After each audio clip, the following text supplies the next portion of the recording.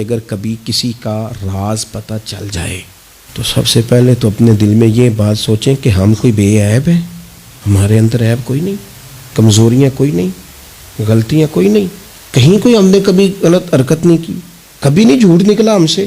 بھائی معصوم تو فرشتے ہیں یا نبی ہیں؟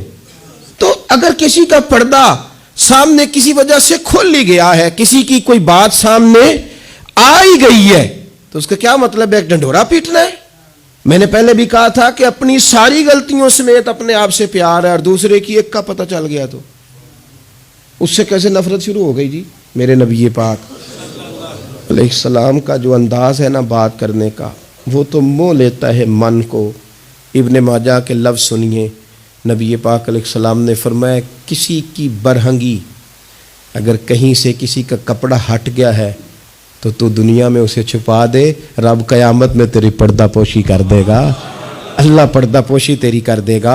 اور فرمایا یاد رکھ کسی کے پردے نہ کھولنا، ورنہ تو گھر کے اندر موجود ہوگا، اندر ہی گھر کے اندر بیٹھے بیٹھے رب تجھے رسوا کر دے گا۔